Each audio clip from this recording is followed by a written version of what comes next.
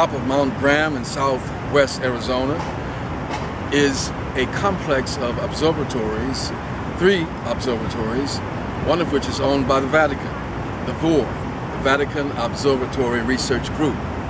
There, 9 Jesuit astronomers live and work monitoring deep space through the use of the Vatican's Vatican Advanced Technology Telescope.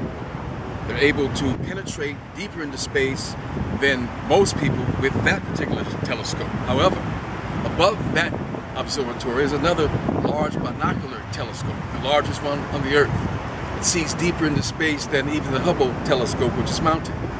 There they're observing with the help of a device known as Lucifer, an apt description for a device that allows one to see in infrared and to see deeper and further back into space than any telescope on Earth. Right? You might be wondering why the Vatican owns an observatory.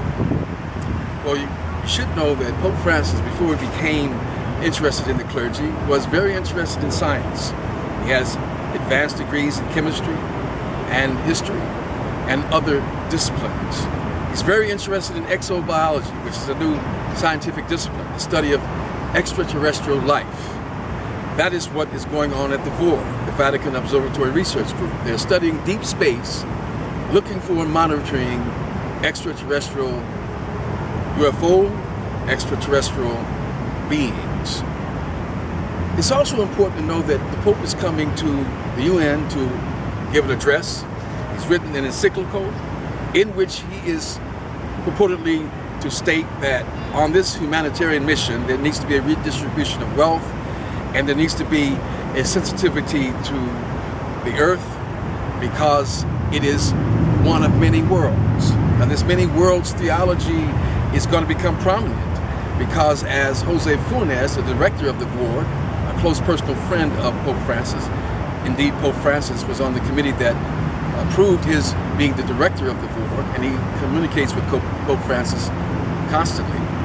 He said that once Francis has finished his reforms that he's seeking to bring to the Catholic Church, he will then direct his attention to the extraterrestrial issue, because the Catholics have already admitted that the aliens are here, they are in touch with them, and that they are no threat to the Church. Now, these are interesting events in these times. That's why it's a chapter in this book, Aliens, UFOs, and Abductions, because the Vatican is positioning itself to be the interpreter of events that are about to transpire on the earth and to help prepare mankind to receive and welcome these advanced extraterrestrial races who, in their opinion, could be sinless and therefore closer to God, and come to evangelize us with a new gospel and preaching a new Jesus.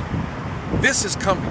You need to watch for it, because this particular Pope is very active, and he's very much the fulfillment of the last Pope in the list of 40 popes as prophesied by the Archbishop Malachi Mogur in the Prophecy of the Popes. In addition to that, the third secret of Fatima talks about, as we have been able to uncover, secrets that relate to the destruction of Rome and the killing of the Pope in office at the time of the end. All these things are happening right now before our eyes. You are witnessing the rise of a new world order that will be supported by an ecumenical church, overruled and oversaw and having the rulership by Pope Francis. Watch these videos, learn, be prepared. No one is trying to offend anyone here. We're just telling the truth and exposing what's going on before your eyes. But be ready to have your mind renewed and perhaps to have your conscience pricked.